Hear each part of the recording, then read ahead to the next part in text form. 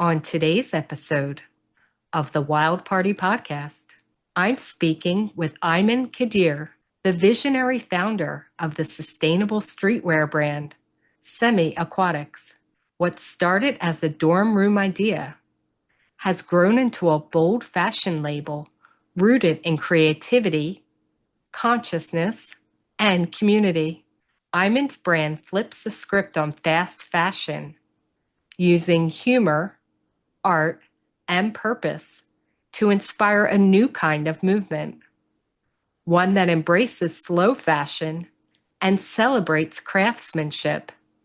His collections are wearable art, created in collaboration with artists from around the world and made from long staple organic cotton, grown using innovative soil regenerating farming techniques.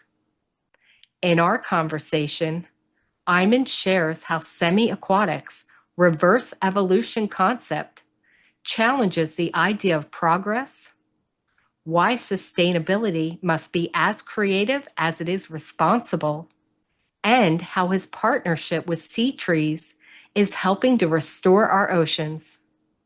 This is a story about style, intention, and the future of fashion. Let's get the party started. Welcome to the Wild Party Podcast, where we celebrate the visionaries behind vegan, ethical, and sustainable business. In each episode, we'll dive deep into their journeys, uncovering the why behind their mission-driven business. I'm your host, Stefanie LaHart. Tune in with me for passionate discussions about overcoming challenges, innovative marketing strategies, and the power of using business as a force for good. So whether you're an entrepreneur seeking guidance or a conscious consumer wanting to support impactful brands, join us as we explore the stories behind the businesses that are changing the world for the better. Let's get the party started. Today on the show, I am joined by Ayman Quadir. He is the visionary founder of Semi Aquatics, which is a streetwear brand redefining what sustainable fashion can be. Now, he started in a college dorm room and did some sold out drops along the way. And he's going to tell us how he did this. Now, you have to understand that there is like a deep mission behind what Ayman's doing. It is not just about having the next fast fashion thing. In fact, he's deeply rooted in slowing down fashion and making sure that your fashion has a message. And not only that, it's sustainable because you know what? Listen, in the age of social media, everybody wants what's new. They want to be first. They want the drops. But we have to do it in a really thoughtful way. And that's not to say that we're not going to need to buy new clothes. I mean, that's just the way it is. But his collections are more wearable art and they are designed to last.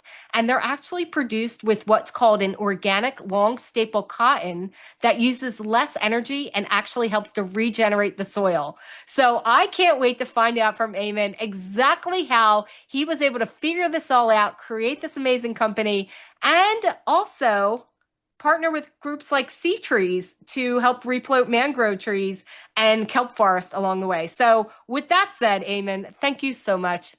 Welcome to the show. Hey, Stephanie, I'm excited to be here. I am so excited to hear how this came about. So, okay, first of all, I live in LA, which is like the city of drops, I call it. Every single day on Instagram, there's another drop, and literally I roll my eyes. So I have to say this. When I was first approached by your PR team and they're like, "Hey, do you want to interview him and talk about his streetwear brand?" It was like an immediate no. I'm like, "Absolutely not. We don't need another one." But I did my research. I started reading about you. I actually read your story and I'm like, oh, actually, I do want to talk to him because he is on board with something here. So why don't you take us back to the beginning and tell us what was going on with you? You're in college and you decide you're going to try and do this streetwear brand, or maybe you had already done something similar. Tell us how this all got started. Yeah, Stephanie, I think you're right. The market is so saturated with clothing brands. There's such a low barrier to entry. But I think that's what makes it easy for me starting it from my college dorm is that you can kind of just get started and see where you run with it. When I was initially starting out, I wasn't personally in fashion myself. I'm not super big into what I was wearing. I think what really stood out to me is that you could actually tell a story from a piece of clothing. And I wanted to, share my story or work with artists to, find a way to communicate with others what our story can be. And our story is a lot about sustainability and trying to remove the doom narrative about sustainability that, it's impending. And we want to use humor and cool design as a way to communicate with our audience that are changing their purchasing habits towards more sustainable and moving away from fast fashion into, consumer trends towards slow fashion. You also have a really cute and clever tagline, which I love and I'm embracing already, which is reverse evolution. So tell me about that and how that works into what you guys are doing. Yeah, the idea is it started out with a little bit of as a joke, but we tried to tie the idea back that fashion can evolve backward towards slowness, craft, and connection while still moving the culture forward. I think everyone is moving at such a fast pace. It's hard to find the balance between, moving forward trends while still, keeping core to your ethos, moving towards slow building process, something that I think is missing. And I think that the consumer trends are really trending towards that. And we're just trying to rewire how we evolve personally, creatively, and environmentally. Right. And like I said in the intro, obviously we need clothing. We're not suddenly going to all be walking around naked. And as much as we want to sit there and say we shouldn't buy anything else, the reality is we are going to purchase new clothing somewhere along our lives. And also, obviously people that are just being bored, they have to have clothes, right? So you said you were in your college dorm, you had no background in fashion. What led you then to decide I'm going to launch this brand? And try and make it have more impactful with a mission. Like, why did you even just decide to start doing something like this? Yeah, as you mentioned before, I mean, there's so many brands out there with it being such a easy barrier to entry in the new age of social media. Anyone can create an Instagram post and start seeing if there's traction. I think I found an area opportunity in the market where people wanted more slow fashion, but also wanted the designs to be cool and speak to them. So we wanted to find a way to disarm the doom narrative about climate. And our whole idea at the time was that if you can make people laugh, you can make people listen. So the tying that back to reverse evolution, I think it's a nice tagline and it makes people listen and makes people try to think a little bit deeper about it. So once we had that idea in place, we were just in my college dorm, and had a design. I made a design, and then I posted on Instagram. Immediately, it got some traction. So I knew there's a market right away. So I was just on my phone in my dorm room, maybe even in class, posting about it, and I was just getting lots of comments, replies, and it just started going from there. And slowly, we kept growing. This is our social media page. We found like-minded people who are interested, commenting, and we have developed a community of people who are loyal fans and keep coming back drop after drop, and it's just gone up from there. So you actually did some of the initial designs? Yeah, some of the initial designs I was doing, but then eventually it sort of as it was growing, I decided that we need to work with better artists. I'm not necessarily a great artist on my own, but I like to think that I have a good eye for what can be or fit around that. So I look for artists that tell stories with their clothings, or we work together as a collaborative to bring my vision to life. And these artists that we work with for each design, they're not traditionally in the clothing space, so they don't have any background making clothes. They're more traditional, just traditional artists in their various fields. So I tried to find a way to have their art be placed on a piece of clothing and also tell their story or the story they want to tell. One example of that is we work with a UK artist, James Bywood, and he has the design about Ennerdale, and the piece is called "Reclaiming Ennerdale." And Ennerdale used to be a nice landscape in the UK. Then humans came and started building around it and started destroying the wildlife. But over the years, the wildlife has taken back and it's sort of regrown and taken back what it once left. So we really love that story, and that's like one of our favorite pieces that has sold so well throughout the years. Yeah, I think definitely when people also, the designer aspect, I also feel makes people honor the clothing more and value it more when they feel like, oh, this is something special. It has a mission, it has a meaning in that, which I think is what you were finding within your audience. But then you also took it a step further, making sure that you were using materials that were sustainable. So specifically, we have mentioned that you were using the, what is it, the long staple cotton. So how did you decide on Right. using a fabric like that? And also explain to our audience what staple fabric, long staple cotton actually is and why it's meaningful. Right. So yeah, it took a lot of time to find the right fabric that we wanted to use. We did a lot of research and work with a lot of factories. So I'm actually from Bangladesh, which is known for a lot of manufacture and textile exports.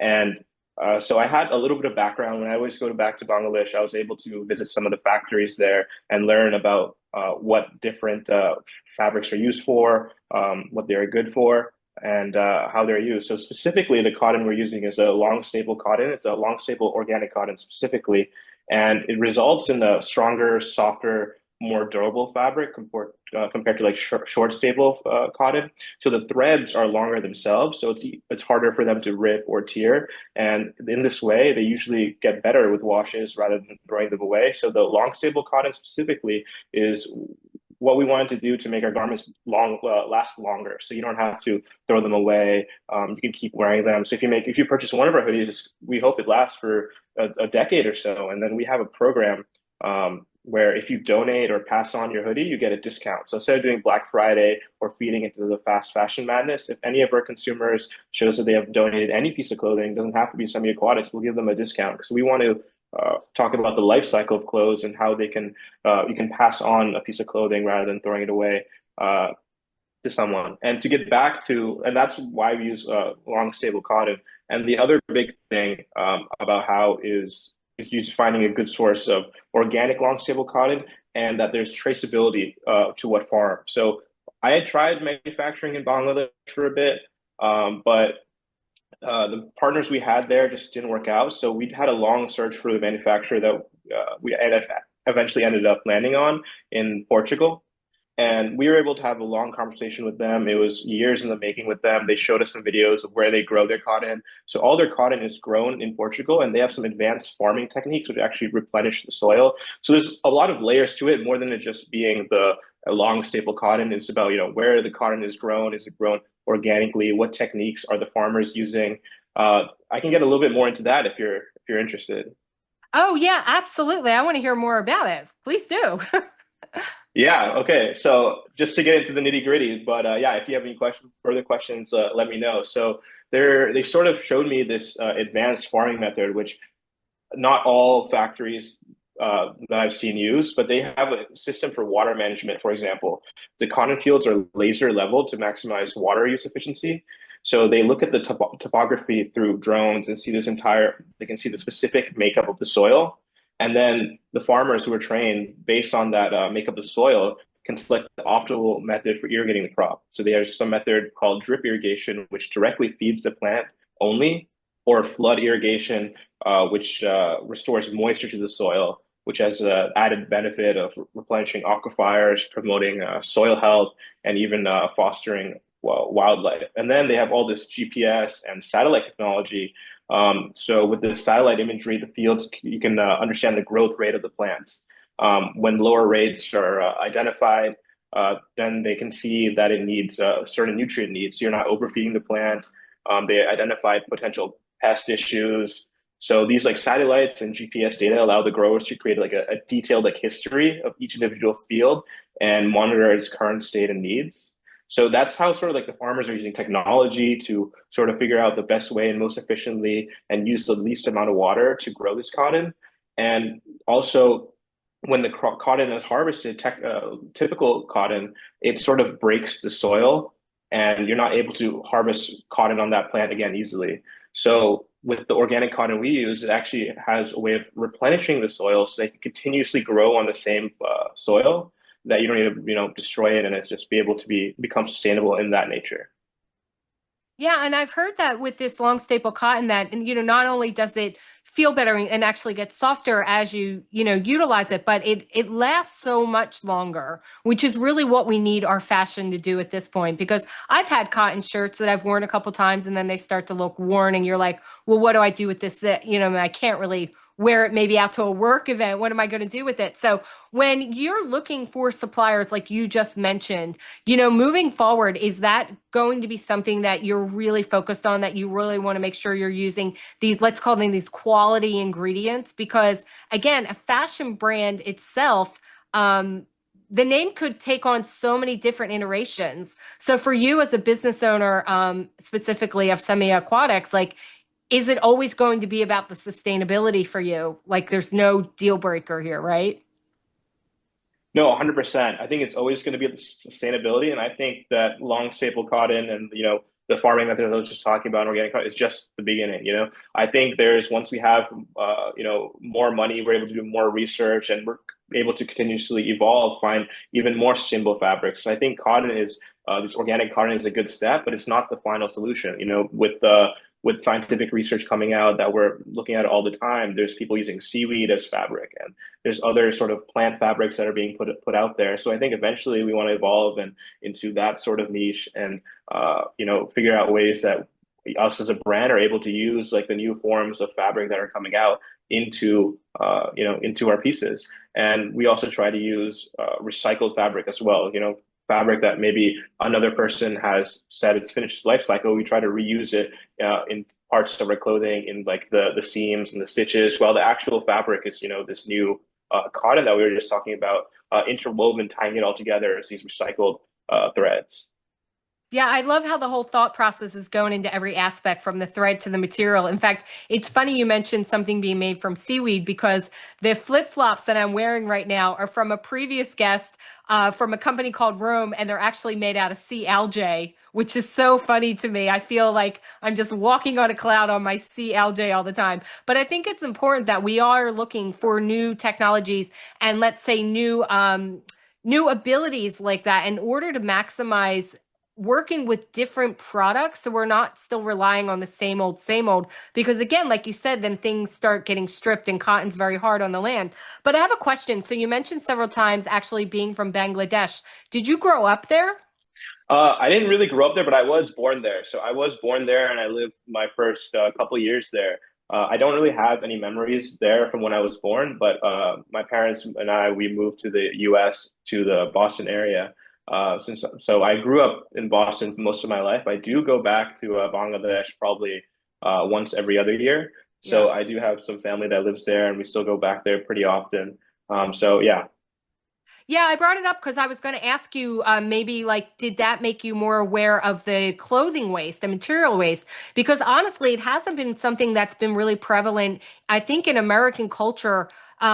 Only in the last 10 years, where we're suddenly so aware of just the amount of fabric and material waste that we, always think as, good recyclists that we're putting in a bin and it's going somewhere good. And what it's really being doing is dumped on other countries' shores. Bangladesh, I know, has its own problems with that. We see a lot of it over, in the African continent, entire, like I think Ghana is just a wasteland of fabric right now. So when you see stuff, even though you're focusing on what we're calling, slow fashion, are you worried that you're still maybe adding to some of that problem because you're using the drop marketing, we'll call it, where you make it very special and exciting to have a certain clothing, come out at a certain time for a limited amount. So are you like really still kind of aware and keeping your eye on the fact that you're not adding to this because, clothing ends up somewhere and unfortunately it seems to be ending up on other countries' shores, which is really alarming. Yeah, I think that's definitely in our mindset, and I think what you're saying is definitely right on the money. At the end of the day, we're not calling ourselves superheroes or someone that's erasing sustainability. We're just doing the best job we can to make clothing in the most sustainable way that we're able to right now. And as we continuously find better fabrics like the seaweed and the algae that you mentioned, that we're going to try to use that in the way that we best see fit. From coming from Bangladesh, I think that definitely let me see sort of the pollution. I think that there's a lot of pollution in the factories in Bangladesh, and in Bangladesh specifically, when I visit the factories, I could see them making for all the big brands like Gap, Guess, and I would see that they're just making thousands and thousands of pieces, so cheaply there. And then what they sell to you in the U.S. is just they mark it up at such a considerable price, and then a lot of it goes to waste. And I think what we try to do with the drop model is sort of shift the consumer mindset away from fast fashion, is that if you want to buy something, you need to wait for it. So you have to be intentional about it. It's shifting away from if I see this, I'm going to buy this right away. Well, with our drop model, you can't necessarily. You have to wait, and then you have to set a schedule, set a timer, saying I really want to buy this piece. It's going to be available at this time. I have to set a reminder to myself that I want to buy it, and if I don't, it's okay. I think we have to be okay with, not getting something with, I think the job model is like, hey, I don't actually need this. It's just a piece of clothing. So like, even though, our company is trying to sell clothes, I think at the end of the day, like people shouldn't be upset if they didn't get something. And if you didn't buy something from us, that's okay too. It's just a piece of clothing and you don't need it. So I think it's the mindset um, that really tries to move away from the fast fashion mindset of that I always need something, I need it now, I need over 100 pieces. Oh, there's a sale, let me get a bunch of stuff. So we try to focus and move the consumer mindset away from that sort of stuff and sort of to embrace that, hey, I don't need this, but it would be nice to have, and if I want it, I'll be intentional about it. Oh yeah. Speaking of sales, I cannot stand the word sale because all I hear in my mind is that people are going to buy stuff they don't need or actually want simply because they're saving a couple bucks on it. So I think the whole sale model in the fashion industry should just be eliminated personally. But as with any business, when you're starting up, because you mentioned like, funding and how you were going to do that, how were you able then to launch this brand? Because you have this idea, you do some designs, you're getting some traction on Instagram. What was the next step to actually going in production then? Did you self-fund or did you reach out to third-party funding? No, when we started out, I was 100% self funded. We didn't start out by having a factory in Portugal or Bangladesh or anywhere else. Everything we did is since we started with a low piece of quantity, I would buy blanks from another supplier who was also committed to creating sustainable blanks in the United States, and then we would go to a tailor at my college, our local college, and she would sew on these patches of the first design we made. So each design had a handmade sort of woven patch. And that's how we started out. And we started selling those on Instagram. And then how we sort of self-funded ourselves, the ones that we didn't sell, we just sell them to our friends at a discounted cost. So then we had a whole campus of all our friends wearing all our clothes. And then, yeah, so we started off self-funded in that regard. And we put all the money we made from selling that back into the business, and we just slowly grew over time. I don't think there's ever a moment when we saw a rapid growth or we had like a viral video that sort of skyrocketed our sales. We sort of just slowly grew over time, fostering community through social media, and and just went from there. Yeah, and because your mission is such a big part of your business, how are you balancing, again, the idea of like this is slow fashion sustainable with, creating, I guess, the hype and the buzz that you need to get people interested in buying it. So how do you balance that? Yeah, the balance is really tricky. It's sort of that it's hard to move when consumer trends are moving so fast, but we're trying to take people to go a little bit slower. But I think the best thing is that you can be honest and transparent about what you're trying to produce. And I think the community, they feel that that you're open and honest. And I think the biggest way we've done that is show the process of how we're making this stuff. So on our Instagram, we were showing people like, hey, like this is getting stitched right now by this like local tailor. We work with this artist, and he made this piece, and then we sort of took his piece and put it on a clothing embroidery when the artist intentionally made it through. Just with a hand drawn, and we turned that into embroidery. So I think people like seeing the process and the transparency. And I think it's just, being honest with them, communicating with them, seeing what they like, and being true to yourself as well. I had sort of a vision of what kind of clothing brand we wanted to make, and I just tried to follow through that, stand true to your ethos, don't compromise on sustainability, don't compromise on quality, and don't compromise on the designs. I think if we stay true to those three tenets, our consumers saw that, and, yeah, and it's worked out for us. Yeah, and like you said early on in our conversation, was really about building this community that you found was really resonating with what you were trying to do. Just, in the initial stages when you first started even posting about it on Instagram and talking about it. So now you're at the point now. So first of all, let me ask about the name, Semi Aquatics. What is that name about? Yeah, so it started as a funny thought. So humans first evolved from the ocean. So we thought maybe it's time to go back. So the brand grew from that playfulness, and that's where the reverse evolution sort of tagline came from. Is that we evolved from creatures from the sea, and now we're polluting the same home of our ancestors. So that's why when we're saying that's how like the reverse evolution sort of started out and started to evolve, is that we want to bring fashion back to point that it used to be in the ages before it was so sped up and modernized.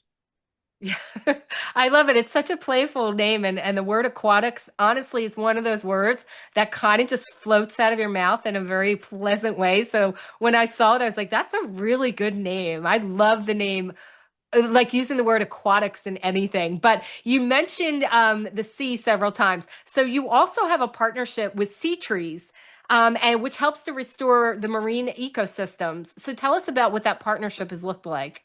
Yeah, so we actually partnered with SeaTrees pretty early on, like within a year or two into our campaign. So we actually reached out to them, and they work with a lot of other brands on, and they have a program, a couple different programs within them in themselves. So we selected um, the one that restores kelps forest. Originally, when we started, they was restoring kelps in southern LA, but over the years, I think they've switched to restoring kelp forest in Portugal, which is coincidence also where we manufacturing from.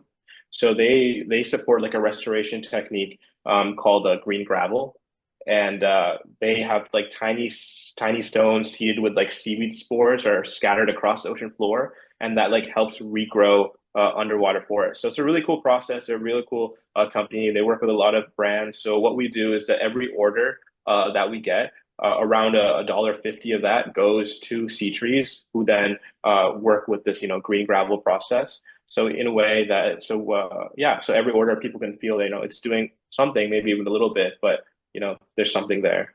Yeah, and I think it's so important again to start building up those ecosystems that we're seeing that have been depleted or really need some nurturing because that's really good for the planet. And then look, overall at the planet as this ecosystem that works together and all needs to be nurtured in a very healthy way. It's very important. So, again, when we were talking about the fashion industry in itself, you've learned a lot, I'm sure. So give us maybe one of the struggles that you've had and then one of the successes that surprised you as you've been going through this whole process. Yeah, I think one of my biggest struggles is tying into one of your earlier questions, but it's about balancing patience with growth. You know, we move slow by design, but I was saying the world moves so fast. So it's like learning to hold that tension, I find, is sort of an art form. Um, so, and I think, one of our other biggest challenges is, scaling without like losing soul. Like, how can we grow our brand and explore new artists and build a real ecosystem around slow culture without, falling to the facets of falling into fast fashion, of building these sort of mass quantities. And I think that's something we're going to have to continue to monitor as we continue to scale. And if we want to remain true to what we set out to do, it's something we're always going to need to keep in mind. And the other biggest challenge, I would say, was finding the right manufacturer.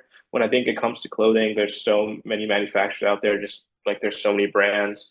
I tried manufacturing in Bangladesh for a bit, but that didn't necessarily work out. I think Bangladesh is great at producing garments. I think it's number two or up there in the world for producing garments. And I would ideally one day like to go back there because there's so many clothing brand started with Bangladeshi manufacturers, but there's not many Bangladeshi designers working with the actual factory in Bangladesh. So I think that's something I'd hope to do in the future once we're able to establish a factory there. But I think from the factories I've worked with there, a lot of them are more focused at scale, with the bigger brands. So it's harder for a smaller player like myself to get in there. And while there are some factories in Bangladesh, that are also working primarily on slow fashion, there it's a little bit harder to get entangled with them. So I'm very happy with the partnership we found in Portugal. We looked all across all the world. We looked like manufacturing in LA, where you are.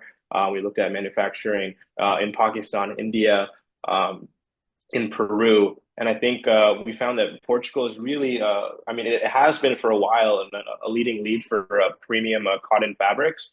But the factory that we ended up going with, it took us a while to find them, but we're glad we found them. Yeah, absolutely. And again, it's like you said, you have to just keep your eyes open as what's coming down the lane of what you might need to change as far as even supply chains and things like that. So, you've already had several successful drops. People are really interested in your brand. What's been like maybe some of your favorite designs that you created or some of the drops that you felt like really went well and you were more excited, most excited about?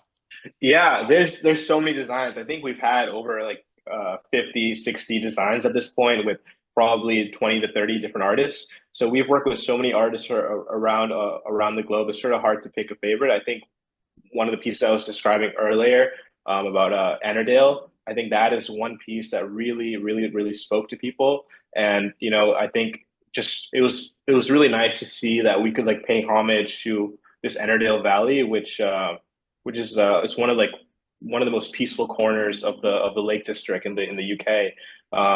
And it like holds like traces of like native woodland and has like you can feel like whispers of like what it once was. It's the forest, fades and like nature reclaimed the land. So I just love the whole notion of how the forest sort of reclaimed the land. Another favorite piece that we've had that's that we recently released in our latest collection is an embroidery of frogs falling down from petals. So there's petals falling from the sky, and we have these like playful and cheerful frogs. And it's sort of like equal parts playful and like apocalyptic, and it's kind of awesome. And then another favorite design we have is also something called a sunken city. So this design we've had for a while, and it's sort of a large screen print on the bottom of the shirt, and it's where like skyscrapers become coral towers and sharks glide through the sky like ghosts of a flood past. It's like a surreal vision of submersion and rebirth. And we sort of want to like tie that back to imagining like a future where we have rising sea levels and like the urban vulnerability of that, but also nature's power to adapt and transform to what we left behind. Sharks are now taking it over. There's fish flying all over the city. So we really love the idea that nature can reclaim its former glory, and a lot of our designs do well to depict that. Yeah, I think that was actually the theme of, I think it was a Talking Heads song many years ago where they sing about it used to be a parking lot and now it's filled with flowers. And I love that visual. Mhm. Please make that shirt. I will buy that shirt. A parking lot that becomes flowers. I would love that. But okay, so you have done so much as far as building the brand on Instagram. Has that been your main marketing channel? Yeah, 100%. I think the first couple, especially when we first started out, that was the only marketing channel we were using was Instagram. I think at that point when I was first starting out, TikTok was maybe just starting to get popular, or it got popular a little bit after. But we saw that there's opportunity for growth, but it's really hard to grow organically on Instagram these days. But I think what's important is, using that to your advantage. At the beginning, we would post every day, even if we didn't have clothes to drop, or we just wanted to showcase art we were looking at, any way we could find to engage the audience. We tried to use some techniques of replying to people's comments, or finding other people in the sustainable fashion niche and commenting on their posts to have them come and engage back at ours. So we tried doing that to build engagement. And then over time, we've developed by running ads on Instagram and going through that. Now we've expanded a little bit, but we're still primarily heavily Instagram focused. But I think we're moving away from that as we're trying to diversify. So we have a strong email list going, a strong list of SMS subscribers going. We're still underutilizing TikTok, but I think that's probably the best way that people are getting organic reach these days. So that's something that we need to work on, and that you'll probably see from us pretty soon. Well, TikTok, let me tell you, TikTok is a bit of a slippery slope itself because the way the platform is set up, it's very chaotic. So when you're talking about organic growth, I would actually hesitate to say that maybe TikTok's a little bit harder for organic simply because you can flip through stuff so quickly that I don't know. I'm a big fan of Instagram. I think that's a great place for brands to grow. So I'll just say that. But okay, so now that you've seen some success with this, again, you said you weren't a designer. What were you actually going to college for? You didn't mention. Yeah, so I majored in economics, and I was a minor in philosophy and studio art. Well, I can definitely see all three of those playing into what you're doing now. So what's your vision now for Semi Aquatics? Like maybe even uh, people always say 5 or 10 years, but I'm just saying like in the future, are you still interested in like, this started as like an interesting college projects. We've had some success. Let's see where it can go. Are you kind of like all in now with the messaging? and the community building that you've already done? Like, has it made you look at the world a different way where you really saw like the power of community maybe? Yeah, it's definitely made me look at the word slightly differently as I've gone and gone deeper and deeper into the brand. It's really heartfelt when you get so many messages that hey, like we love your stuff. It really means a lot to us. We always get compliments. This is like my favorite piece of clothing, and it really shows some of our buyers. They bought like 12 times. Every drop they keep coming back, and it's really humbling and it's really great to see like how communities can be made through that. And I used to work actually. I used to be a product manager at Wayfair. So a couple years ago, I quit, and now I'm doing this full time. And I'm sort of blessed to be able to do this full time because of the lovely community we've built. So I think we are definitely trying to harness the community more and go deeper and deeper into that. So we've started partnering with a few community initiatives where I am located right now in Brooklyn, New York. One of them is this fish share program. So they partner with local fishermen and give fish to the community. So we started by partnering with them, and we're giving out our clothing to fishermen, also people who participate in the fish share. So I think it was a really good brand match in that idea with fish, and they're sort of promoting a way of sustainably catching fish, which is a lot of people know about sustainable clothing, but not a lot of people know about sustainability in the food they eat. So I thought that was a cool partnership. We're also working with some community gardens in our area. So people who volunteer at certain community gardens, we're giving away a piece of clothing to them as well. So yeah, and then to even push the community narrative a little bit further, we're trying to harness that into doing a pop-up shop. And in our pop-up shop, you can expect to have a sort of what we call an evolution workshop, where you bring a piece of clothing and you can sort of evolve it by printing on it, by adding some fun patches on it to, sort of reinvent the life cycle of this piece of clothing. So we're trying to do as many of these initiatives as we can and sort of go deeper and deeper and see where we find ourselves. Oh, I love that idea of reimagining your clothing. I think that's such a cool idea. I want to see that in your pop-up shops. Let me know when that's happening. But please, I'm sure people are really interested to check this out now. They want to see the designs. They want to see how potentially they could get involved in a drop. So tell us your website and tell us where people can find you online. Yeah, you can find us online at semiaquatics.com, or you can look us up on Instagram at Semi Aquatics. So it's just all Semi Aquatics all the way through. So we've had a lot of collections released recently that you might be interested in. But if you see it sold out, remember you didn't need it. It's just a piece of clothing. You can stay tuned for the next one.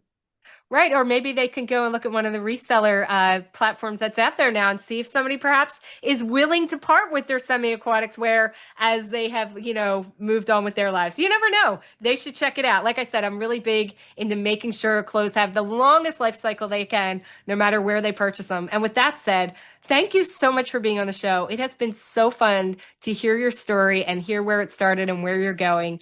And yeah, I think we'll be hearing more from you in the future. What do you think? I hope so. So thanks, Stephanie. It was a lot of fun to be here. And just a quick point about the reseller point. We have seen some people reselling our stuff, which is good for the life cycle of clothing, but we kind of hate it when people go to the drop and then triple the price and immediately just try to sell it on their own. So some people do that, and I guess some people make money through that. It's kind of crazy, but that's just sort of the place we are in right now. Yeah, we do. We definitely don't want price gouging on the clothing, but to rehome a gently used item, we are all in favor of that. So thank Yeah. you so much for being on the show. It's been awesome to talk to you. Awesome. Thank you. Thanks for listening to the Wild Party Podcast. If you're an entrepreneur or professional who would like to be on this podcast, please visit boomtownmarketing.com and click on podcast.